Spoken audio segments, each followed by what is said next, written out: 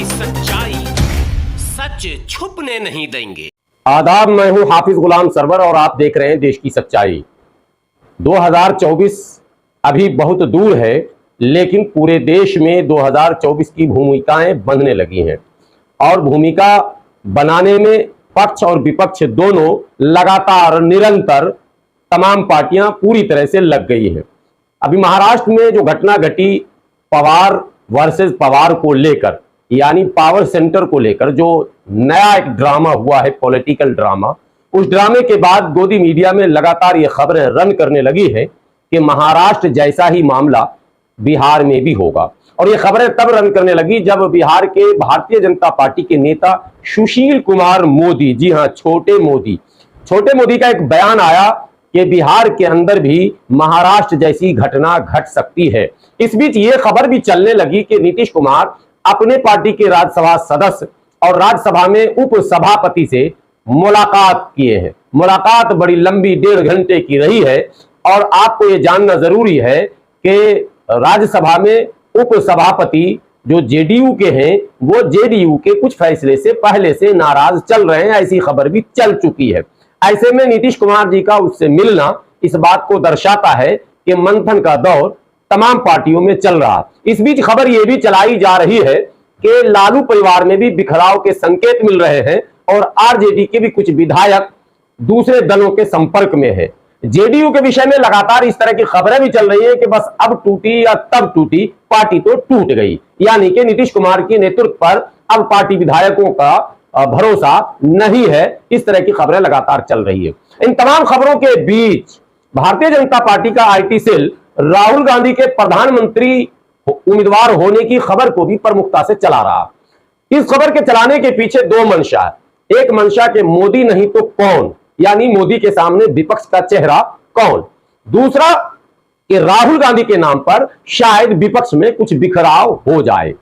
इन खबरों को देखकर ऐसा लगता है कि कांग्रेस के किसी भी कद्दावर नेता ने या फिर अधिकृत जो प्रवक्ता है उनकी तरफ से आज तक राहुल गांधी के प्रधानमंत्री पद के प्रत्याशी के रूप में कोई भी बयान नहीं दिया गया। लेकिन उसके बावजूद अगर ऐसी खबरें चलती हैं तो यह जरूर कहा जाएगा कि यह भारतीय जनता पार्टी के आईटी सेल का करिश्मा है। लेकिन एक बात जो देश के लोगों को जानना चाहिए, जो बार बार यह कहा जा रहा है कि राहुल गांधी जो है वो प्रधानमंत्री पद के योग्य नहीं है और राहुल गांधी की स्वीकार्यता भारत में वैसी नहीं है कि वो प्रधानमंत्री के प्रत्याशी बन सके। बस इसी खबर पर मैं आपको एक चौंकाने वाली बात बता रहा हूं। राहुल गांधी और कांग्रेस के जितने भी रणनीतिकार हैं, अगर उनके क्रियाकलापों को आप देखें तो नो डाउट 2024 में भारतीय जनता पार्टी को जिस पार्टी से और जिस नेता से सबसे ज्यादा डर और भय है, उस पार्टी का नाम कांग्रेस और उस नेता का नाम राहुल गांधी है।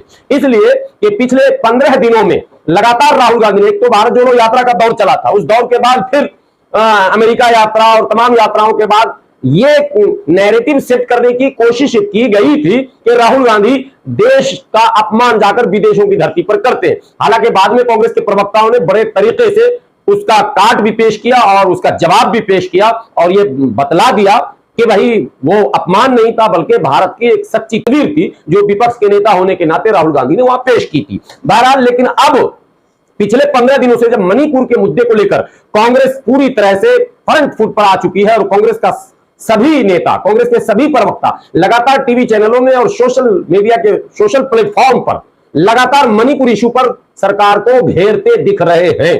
कई डिबेट में कांग्रेस प्रवक्ता ने आक्रामक रुख भी अख्तियार किया है मणिपुर के मुद्दे पर। इसी बीच एक बड़ी खबर आपने देखी होगी कि राहुल गांधी मणिपुर की यात्रा पर पहुंच गए। जब मणिपुर की यात्रा पर राहुल गांधी पहुंचे और मणिपुर के उन तमाम लोगों को इसकी सूचना मिली तो मणिपुर में राहुल गांधी के स्वागत की बड़ी तैयारी हुई, यानी बहुत बड़ी तादाद राहुल गांधी जिंदाबाद के नारे लगाते हुए सड़कों पर उतरी, लेकिन पुलिस ने उसे रोक दिया और राहुल गांधी को सड़क मार्ग से जाने से रोक दिया। इस बीच भारतीय जनता पार्टी के नेताओं ने खबर फैलानी शुरू की कि मणिपुर में राहुल गांधी का जबरदस्त विरोध हो रहा है और राहुल गो बैक के नारे लग रहे हैं, जबकि ऐसी कहीं भी कोई तस्वीर सामने नहीं आई, ना कोई वीडियो सामने आया। और राहुल गांधी आखिरकार सरकार के तमाम रोकने के इरादे के बावजूद मणिपुर गए और मणिपुर में उन तमाम शरणार्थियों के कैंप में गए जो दंगा प्रभावित क्षेत्रों से निकलकर राहत शिविर में ठहराए गए हैं। उन सबों से मिला, हालात का जायजा लिया और राहुल गांधी ने एक सधी और नपी तुली जो है वो बयान जारी किया।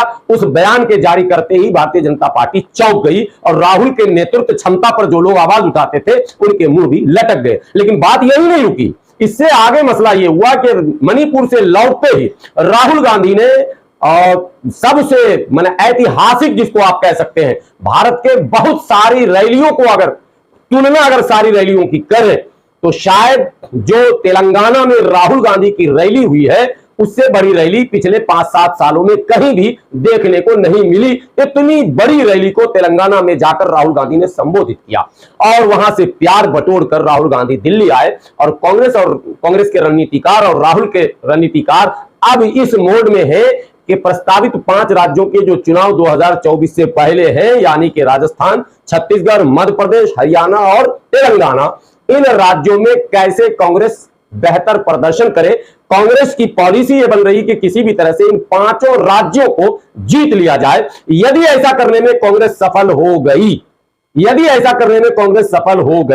यदि इन 5 राज्यों में जो लोकसभा चुनाव से पहले होना है, हालांकि बीच में एक बात आपको बता दूं कि कोई गारंटी नहीं है कि पहले होना है। मोदी जी को इस बात का आभास हो चुका है, इस बात की खबर भी मिल चुकी है कि इन 5 राज्यों में भारतीय जनता पार्टी की हालत खराब है। तेलंगाना में भारतीय जनता पार्टी किसी भूमिका में नहीं है। मध्य प्रदेश में 20 वर्षों से सत्ता में है। एंटी इनकम्बेंसी जो वोट है वो पूरी तरह से गोलबंद है। कई बड़े घोटाले और कई आपराधिक मामले मंत्रियों के आ चुके हैं। छत्तीसगढ़ में बघेल सरकार की लोकप्रियता कम नहीं हुई है। राजस्थान में कांटे का टक्कर है और अशोक गहलोत पिछले 2-4 महीने से लगातार सक्रियता दिखाते चले जा रहे हैं। हरियाणा में एंटी इनकम्बेंसी के साथ साथ जाट लॉबी पूरी तरह से भारतीय जनता पार्टी के खिलाफ है।